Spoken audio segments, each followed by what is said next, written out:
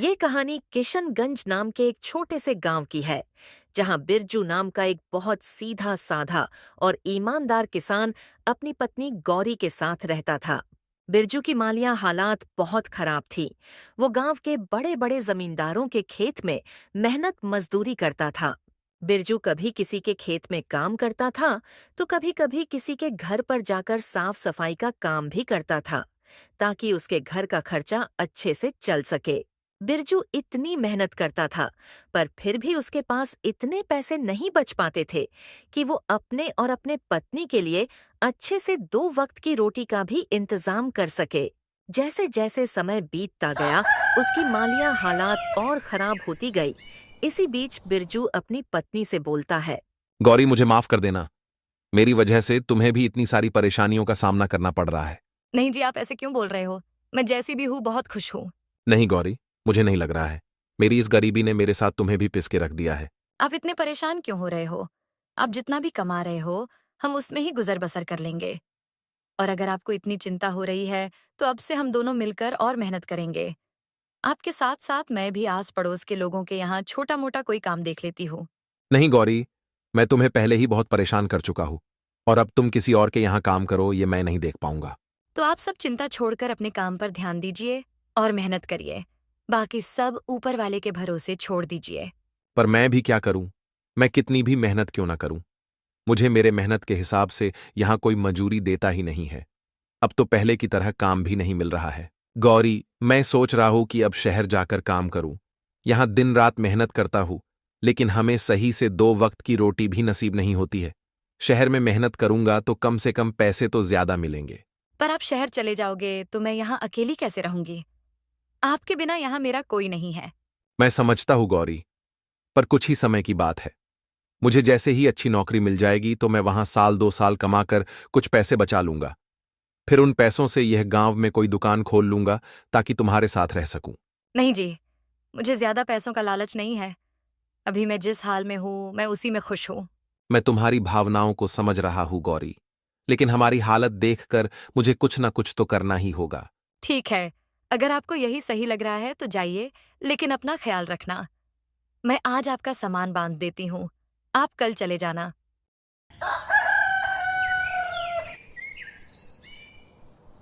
अगले दिन बिरजू अपने सामान की बैग लेकर शहर की ओर चल पड़ता है।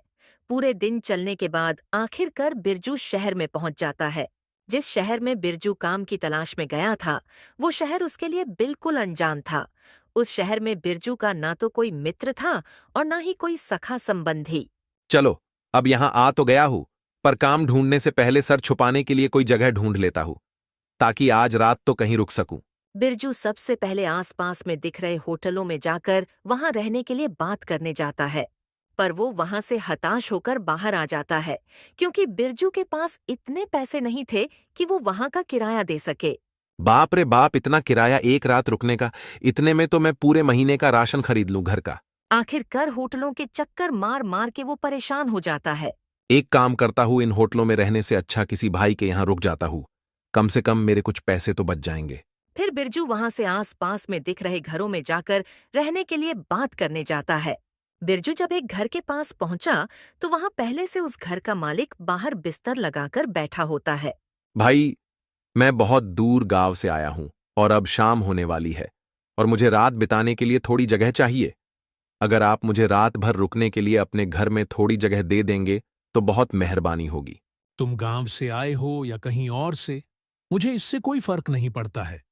मैं तुम्हें जानता पहचानता नहीं हूं, तो मैं तुम्हें अपने घर में कैसे ठहरा सकता हूं? बहुत से लोग शहर में काम करने आते हैं। तुम कोई नए नहीं हो। जाओ और अपना ठिकाना कहीं और ढूंढो। बिरजू को उस व्यक्ति की बातें बहुत बुरी लगती है, पर वो उसे बिना कुछ कहे वहां से चला जाता है। थोड़ी देर चलते चलते वो एक दूसरे घर के पास पहुंच जाता है, जहां एक महिला बैठी होती है। बहन, मैं बहुत दूर से आया हूं काम की तलाश में, पर अब कुछ ही देर में रात हो जाएगी, तो आज रात को रुकने के लिए जगह तलाश कर रहा हूं। क्या मैं आपके यहां आज रात रुक सकता हूं क्या? भाई, मैं आपकी मजबूरी समझ सकती हूँ, पर मेरे घर में केवल मैं और मेरी बेटी रहती है, तो मैं ऐसे ही किसी पराये मर्द को अपने घर में नहीं रुका सकती हूँ। मुझे माफ कर दीजिए। अरे कोई बात नहीं है बहन, आपकी मदद के लिए धन्यवाद। बिरजू वहां से भी निराश होकर अपने लिए दूसरे घर की तलाश में निकल जाता है। बिरजू कई घरों में जाता है, लेकिन हर कोई उसे अपने घर में ठहराने से मना कर देता है। ये सब देखकर बिरजू बहुत ही निराश हो जाता है।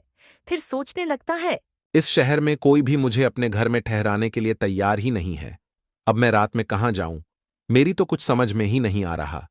जब इस शहर में मुझे रुकने के लिए कोई घर ही नहीं मिल रहा, तो मुझे इस शहर में काम कैसे मिलेगा? बिरजू ये सब सोच ही रहा था, तभी उसकी नजर पास वाली एक झोपड़ी पर पड़ती है। बिरजू फौरन उस घर के पास चला जाता है। बिरजू जब उस घर के पास पहुंचा तो उसने देखा अंदर एक बूढ़ी अम्मा बैठी है। बिरजू उन्हें आवाज लगाता है। अम्मा, क्या मैं आपसे 2 मिनट बात कर सकता हूँ? बिरजू की आवाज सुनकर बूढ़ी अम्मा बाहर आ जाती है। अम्मा, मैं इस शहर में काम की तलाश में आया हूं, पर कोई भी मुझे अपने घर में ठहराने के लिए तैयार ही नहीं है। बस अब आपसे ही उम्मीद है। कृपा करके आप मुझे अपने घर में रात भर रुकने की जगह दे दीजिए। बेटा, तुमने मुझे माँ कहा है, और एक माँ अपने बेटे को घर के बाहर कैसे छोड़ सकती है? चलो आओ, अंदर आ जाओ। बिरजू उस बूढ़ी अम्मा के साथ घर के अंदर चला जाता है। फिर वह अम्मा बिरजू से कहती है, बेटा, तुम इसे अपना ही घर समझो। तुम जब तक चाहो तब तक यहाँ रह सकते हो। अम्मा, इस घर में आप अकेले रहते हो क्या? आपके परिवार के बाकी लोग आपके साथ नहीं रहते हैं क्या? बेटा, मेरे परिवार में कोई नहीं है। मेरे पति तो कई साल पहले ही मुझे छोड़ के जा चुके हैं, और एक लड़का था, वो भी विदेश में जाकर रहता है। इस घर में मैं अकेली रहती हूँ। माँ, अब आप चिंता मत कीजिए, मैं हूं ना आपके साथ। अब आप इस घर में अकेली नहीं हैं। अब से आप मुझे अपना बेटा ही समझिए। बेटा, तू बहुत अच्छा इंसान है, देखने में भी बहुत भला लगता है। इस शहर में बहुत होशियारी से रहना, क्योंकि यहाँ बहुत ठग रहते हैं। वे नए आदमी को देखकर उसे ठग लेते हैं। ठीक है अम्मा, मैं ध्यान रखूंगा, आप परेशान मत होइए। बेटा, वैसे तुमने कोई काम देखा है या देखना बाकी है? अम्मा, मैं कल शहर में नौकरी ढूंढने जाऊंगा, और हो सकेगा तो आपके घर के आसपास में ही किराए पर घर ले लूंगा, ताकि आपके आसपास रहकर आपकी देखभाल कर सकूं। नहीं बेटा, तुम्हें किराए पर दूसरा घर लेने की जरूरत नहीं है। तुम जब तक चाहो मेरे इस घर में रह सकते हो, क्योंकि तुम रहोगे तो कम से कम मुझे ऐसा लगेगा मेरा बेटा मेरे पास है। हाँ अम्मा, ये तो बहुत अच्छा रहेगा, पर मैं एक शर्त पर आपके घर पर रुकूंगा कि मैं जो किराया किसी और को देने वाला था, वो मैं आपको दूंगा। ठीक है बेटा, चलेगा। फिर क्या था, बिरजू अम्मा के साथ उनके घर पर रुक जाता है और आज की रात वो उनके यहाँ खाना वगैरह खाकर सो जाता है।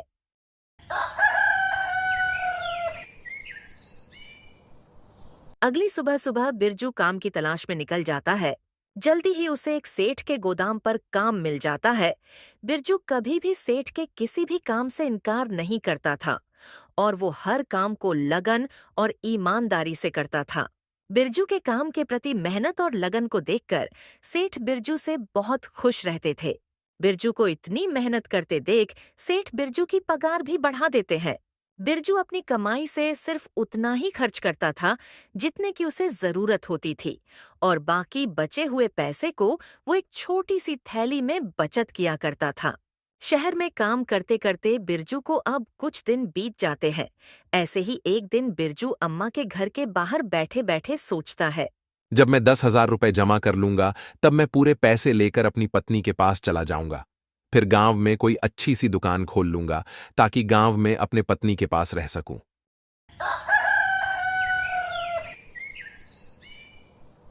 ऐसे ही देखते देखते 2 साल बीत जाते हैं।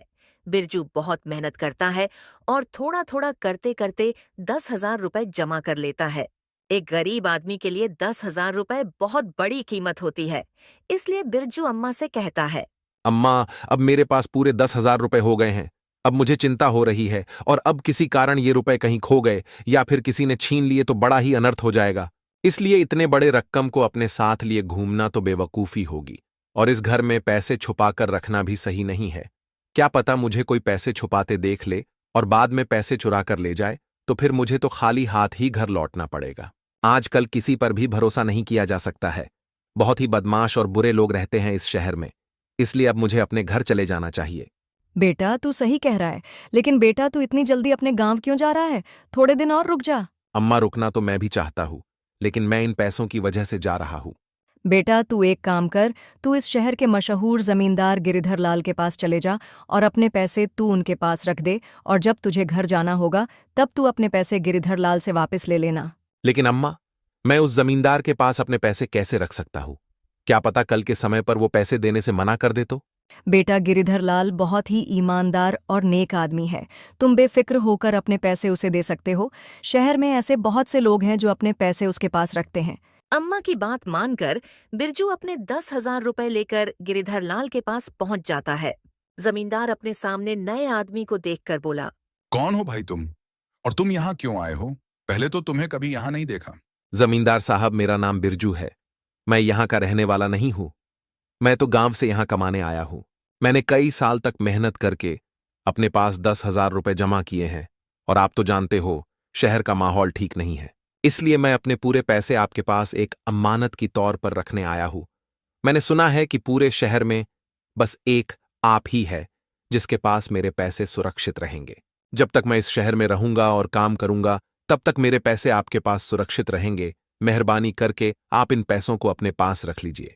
गिरिधर लाल ने जल्दी से पैसों की थैली अपने पास ले ली और फिर वो बिरजू से बोला, सही कहा बिरजू भाई, तुम्हें अपने पैसे रखने के लिए इससे और बेहतर जगह कहीं नहीं मिलेगी। इसलिए अब तुम चिंता मत करो। अब तुम्हारे ये पैसे मेरे पास सुरक्षित रहेंगे। अब तुम बिना किसी चिंता के अपने घर जा सकते हो। जब भी तुम्हारा मन चाहे अपने पैसे वापस ले जाना। जमींदार की ऐसी बातें सुनकर बिरजू भी बेफिक्र होकर अपने घर चला जाता है।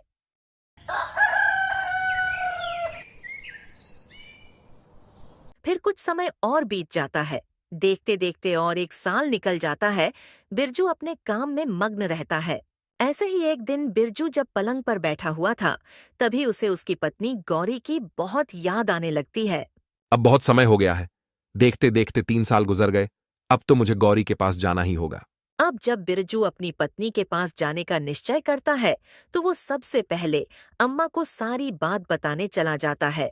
अम्मा, अब बहुत समय बीत गया है। अब मैं सोच रहा हूँ गौरी के पास चला जाऊं। मैं तो उसे कहकर आया था 1-2 साल में आ जाऊंगा, पर अब मुझे यहाँ कमाते कमाते 3 साल हो गए हैं। ठीक है बेटा, जैसा तुमको सही लगे। फिर क्या था, बिरजू अपने घर जाने की तैयारी करके जमींदार के पास अपने पैसे लेने चला जाता है। जमींदार साहब, मैं अब अपने गांव जा रहा हूँ, इसलिए मैं आपके पास अपने पैसे लेने आया हूँ। कृपा करके आप मेरे पैसे मुझे लौटा दीजिए। जमींदार बिरजू को गौर से देखकर बोला, तुम किस पैसे की बात कर रहे हो भाई? तुमने कब मुझे पैसे दिए थे? जमींदार की ये बात सुनकर बिरजू के होश उड़ जाते हैं। साहब, मैंने कुछ समय पहले ही तो आपके पास 10,000 रुपए अमानत की तौर पर रखे थे। 10,000 रुपए? अरे इतनी बड़ी रकम है जो तुम्हारे 7 पीढ़ियों ने भी देखी नहीं होगी। वैसे तुम्हारे पास कहां से इतने पैसे आ गए? और तुम्हारे पास क्या सबूत है कि तुमने मुझे 10,000 रुपए दिए थे? साहब, मेरे पास कोई सबूत तो नहीं है, पर लोग कहते हैं कि आप बहुत ईमानदार हो, इसलिए मैंने पैसे देते वक्त आपसे कोई प्रमाण नहीं लिया था। बिरजू जमींदार को अपने 10,000 रुपए की याद दिलाने की बहुत कोशिश करता है, लेकिन जमींदार बिरजू की एक बात नहीं सुनता है। जमींदार अपने नौकरों को बुलाता है और फिर अपने नौकरों से कहता है, ये कोई बहरूपियां है और झूठ बोलकर मुझे बदनाम करना चाहता है। इसे मेरे घर से धक्के मारकर बाहर निकाल दो, और याद रहे ये दोबारा मेरे घर में ना घुसाए। आखिरकार जमींदार के नौकर बिरजू को उसके घर के बाहर निकाल देते हैं। जमींदार के घर के बाहर आने के बाद बिरजू सोचता है, अब मैं क्या करूंगा? जमींदार ने तो मेरे मेहनत की कमाई हड़प ली है और मेरे पास उनके खिलाफ कोई प्रमाण भी नहीं है। अब मैं क्या करूं? कमजोर और लाचार बिरजू रोते हुए बूढ़ी अम्मा के घर की ओर चल पड़ा। बूढ़ी अम्मा के घर की तरफ जाते हुए बिरजू फिर से वही बात दोहराने लगा। हे भगवान, सालों की मेहनत, मेरी जमा पूंजी सब लुट गया। क्या सोचा था और क्या हो गया? उस बदमाश जमींदार ने मुझे कहीं का नहीं छोड़ा। हे भगवान, अब मैं क्या करूं? बिरजू दुखी मन से बूढ़ी अम्मा के घर लौट आता है। बिरजू को रोता हुआ देख बूढ़ी अम्मा बिरजू से पूछती हैं, क्या हुआ बिरजू बेटा, तू रो क्यों रहा है? तू तो गिरिधर लाल जमींदार के पास अपने पैसे वापस लेने गया था ना? हाँ अम्मा, मैं बर्बाद हो गया। मेरी जमा पूंजी सब लुट गई। जमींदार गिरिधर लाल ने मेरे पैसे वापस देने से इनकार कर दिया। पैसे मांगने पर उसने कहा, मैंने तुझे पहले कभी नहीं देखा है। तू मुझे पैसे देकर कब गया था? तू पक्का कोई बहरूपियां है जो झूठा आरोप लगाकर मुझे बदनाम करना चाहता है। और ऊपर से उसने अपने नौकरों को बुलवाकर मुझे धक्के मारकर घर से बाहर निकलवा दिया। बिरजू की सारी बातें सुनकर बूढ़ी अम्मा मायूस हो जाती हैं। बिरजू बेटा, मुझे माफ कर देना। ये सब मेरी वजह से हुआ है। मैंने ही तुझे तेरे बचत के पैसे जमींदार गिरिधर लाल के पास रखने को कहा था। मुझे पता नहीं था गिरिधर लाल इतना बड़ा बेईमान और धोखेबाज स्वभाव का है। लोग तो उसके ईमानदारी के गुण गाया करते थे। अम्मा, आप अपने आप को दोष मत दो। इसमें आपकी कोई गलती नहीं है। आपने तो मेरे अच्छे के लिए ही कहा था, मगर होना तो वही था जो भगवान को मंजूर था। लेकिन बेटा, अब तू क्या करेगा? उस बेईमान जमींदार से अपने पैसे वापस कैसे लेगा? अम्मा, अब मैं कुछ नहीं कर पाऊंगा। अब मुझे खाली हाथ ही अपने घर लौटना होगा। बूढ़ी अम्मा और बिरजू आपस में बात कर ही रहे होते हैं, तभी वहां अम्मा के बगल में रहने वाली लक्ष्मी नाम की औरत आती है। वो दोनों को उदास देखकर पूछती है। क्या बात है बिरजू भाई, आज आप और अम्मा दोनों इतने उदास क्यों दिखाई दे रहे हो? अब आपको क्या बताओ लक्ष्मी बहन, मेरे साथ बहुत बड़ा धोखा हुआ है। मैंने कई साल दिन रात मेहनत करके 10,000 रुपए जमा किए थे। पैसे जमा करने के लिए मैंने ना कभी पेट भर खाना खाया और ना कभी पूरी नींद ली। फिर बिरजू ने लक्ष्मी को सारी बात बताई कि किस तरह जमींदार ने बिरजू को धोखा देकर उसके सारे पैसे ठग लिए। बेटी, लोग कहते हैं कि जमींदार गिरिधर लाल बहुत ही नेक और ईमानदार आदमी है। यही सोचकर मैंने बिरजू को उसके सारे पैसे उसके यहाँ रखने कहा था, और बिरजू भी मेरी बातों में आकर उसके पास अपने पैसे रखाया था। अम्मा, आप दोनों परेशान मत होइए। मेरे पास एक तरकीब है। अगर ये तरकीब काम कर गई तो बिरजू भाई को उनके पैसे भी वापस मिल जाएंगे और जमींदार की अक्ल भी ठिकाने आ जाएगी। फिर लक्ष्मी बूढ़ी अम्मा से एक संदूक मांगती है। बूढ़ी अम्मा भी लक्ष्मी के कहे अनुसार एक बड़ा पुराना संदूक लाकर उसके सामने रख देती है। बूढ़ी अम्मा से संदूक लेकर लक्ष्मी कहती है। अम्मा, अब मैं और बिरजू भैया उस जमींदार के पास जा रहे हैं। आप भी हमारे साथ चलो। लक्ष्मी अपने सर पर संदूक रखकर बिरजू और अम्मा के साथ उस बेईमान जमींदार गिरिधर लाल के घर की तरफ चल देती है। जब जमींदार की घर की दूरी बहुत कम रह जाती है, लक्ष्मी अम्मा से कहती है। अम्मा, आप यहीं रहकर हमारा इंतजार कीजिए। जब तक जमींदार बिरजू भैया के पैसे ना दे दें, तब तक आप अंदर मत आइएगा। जैसे ही जमींदार बिरजू भैया के पैसे दे देगा, तब भैया आपके पास आ जाएंगे। फिर थोड़ी देर में आप अंदर आ जाना और मुझे कहना, बहू, मेरा बेटा व्यापार करके घर आ गया है और वो तुम्हें बुला रहा है, जल्दी चलो। ठीक है बेटी, मैं ऐसा ही करूंगी। फिर लक्ष्मी और बिरजू दोनों जमींदार के घर के बाहर पहुंचकर रुक जाते हैं और लक्ष्मी बिरजू से कहती है। भैया, पहले मैं अंदर जाती हूँ, आप कुछ समय के बाद अंदर आ जाना। उसके बाद लक्ष्मी जमींदार के घर के अंदर पहुंच जाती है। जमींदार लक्ष्मी के पास इतने बड़े संदूक को देखकर सोचता है। इस औरत के पास संदूक तो काफी बड़ा लग रहा है। अगर ये मुझे मिल जाए तो मेरी तो चांदी चांदी हो जाएगी। बहन, आप यहाँ किस काम से आई हो और तुम्हारे पास इतना बड़ा संदूक है, उसमें क्या है? मैं चंदन व्यापारी की पत्नी हूँ। मेरे पति दूर दराज के देश में व्यापार करने गए हैं। वो न कई दिनों से घर लौट कर नहीं आए हैं, न जाने वो घर कब वापस आएंगे। और हमारे इलाके में चोरी की वारदात कुछ ज्यादा ही बढ़ गई है। आए दिन किसी न किसी के घर पर चोरी हो जाती है। इसीलिए मैं कई रातों से चैन की नींद नहीं सो पाई हूँ। मुझे हमेशा डर लगता है और यही चिंता लगी रहती है कि कहीं हमारे यहाँ चोरी ना हो जाए। इसलिए मैं ये संदूक आपके पास लाई हूँ। इस संदूक में हमारे जीवन भर की कमाई, रुपए, हीरे जवाहरात और सोने चांदी है। मैं चाहती हूँ कि आप इसे अपने पास संभाल कर अच्छे से रखें। जब मेरे पति व्यापार करके घर वापस आएंगे, तब मैं ये संदूक आपके पास से ले जाऊंगी। लक्ष्मी की बात सुनकर लालची गिरिधर लाल सोचने लगा। संदूक को देखकर तो लगता है इस संदूक में कम से कम 7-8 लाख रुपए का सामान तो होगा। मैंने सुना है कि चंदन व्यापारी बहुत ही अमीर आदमी है। फिर जमींदार लक्ष्मी से बोला। बहन, तुमने बहुत अच्छा किया जो अपना धन मेरे पास ले आई हो। तुम्हारा धन मैं अपने पास बहुत ही संभाल कर रखूंगा। तुम विश्वास करो, तुम्हारी दौलत मेरे पास बिल्कुल सुरक्षित रहेगी। जब कभी तुम अपना धन लेने मेरे पास आओगी, मैं तुम्हें तुम्हारा एक एक रुपया सही सलामत वापस कर दूंगा। पर भाई, मैं आपका कैसे विश्वास करूं कि मुझे मेरी दौलत सही सलामत वापस मिल जाएगी?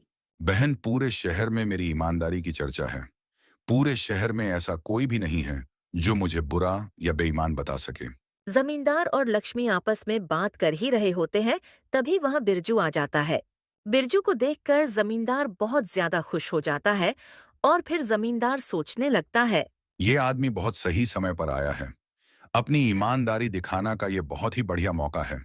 मैं इस आदमी को इसके 10,000 रुपए लौटा दूंगा और इस औरत से इसका संदूक ले लूंगा। इस औरत की इतनी बड़ी दौलत लेने के लिए मुझे 10,000 रुपए की कुर्बानी देनी ही होगी।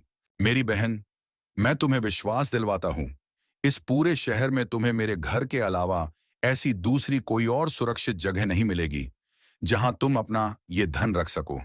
तुम बिल्कुल भी मत घबराओ, तुम्हारी ये अमानत मेरे पास बिल्कुल सुरक्षित रहेगी।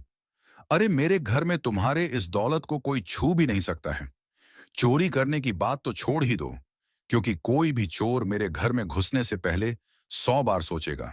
ये कहते कहते जमींदार ने ऐसा ढोंग किया जैसे बिरजू पर उसकी नजर अभी अभी पड़ी हो। फिर वो बहुत खुश होकर बोला, अभी तुम ये देखो, इस आदमी ने अपनी पूरी जमा पूंजी मेरे पास रखी थी।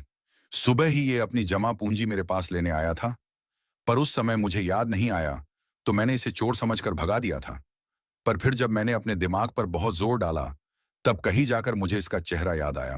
भाई, तुमने बहुत सही किया जो तुम अपने रुपए वापस लेने चले आए, वरना मैं अभी अपने नौकर को तुम्हें बुलाने भेजने ही वाला था।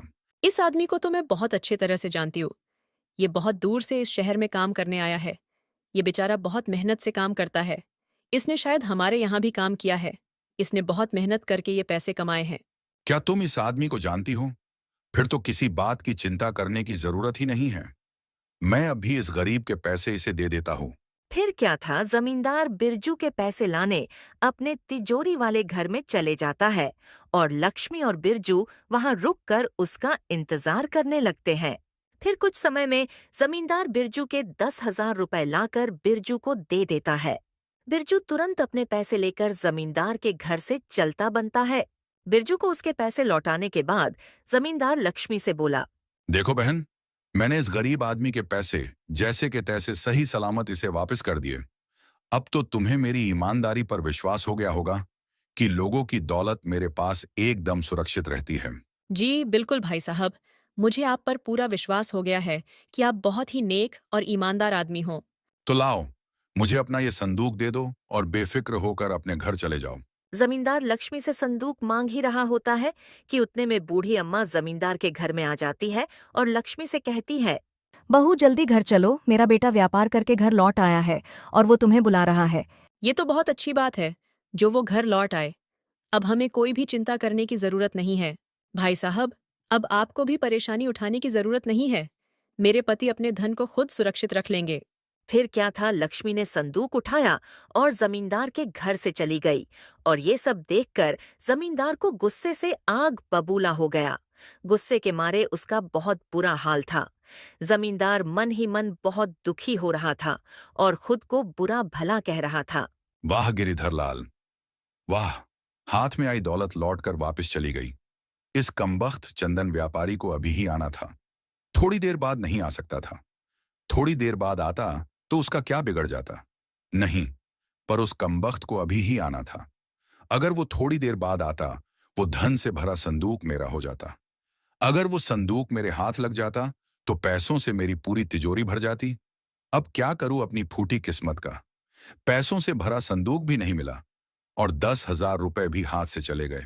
इधर जमींदार अपने किस्मत को कोस रहा होता है और उधर बूढ़ी अम्मा के घर पर लक्ष्मी बिरजू से कहती है, बिरजू भाई, इंसान को कभी निराश नहीं होना चाहिए। हमेशा ये बात याद रखनी चाहिए कि दुनिया में ऐसा कोई बेईमान और चालाक आदमी नहीं है जिसकी बेईमानी हमेशा सफल हो जाए।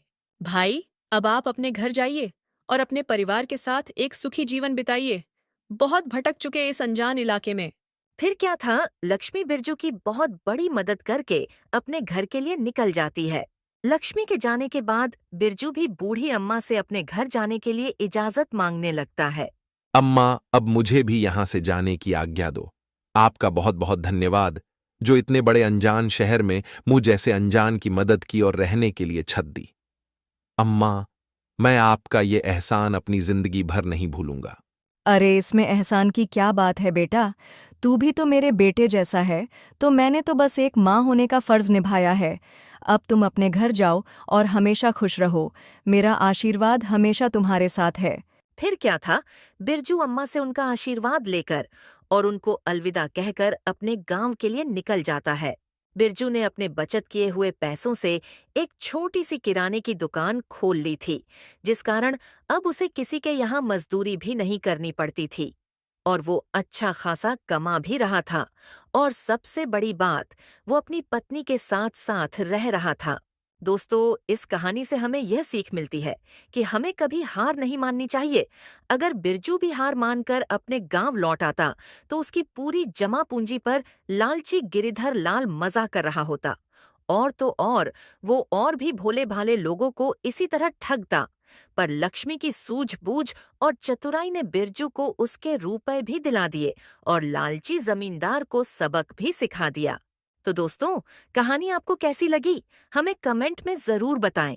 अगर आपको हमारी मेहनत पसंद आई हो तो हमारे चैनल को सब्सक्राइब करना न भूलें और बेल आइकन दबाएं ताकि नई कहानियों की नोटिफिकेशन सबसे पहले आपको मिले। धन्यवाद।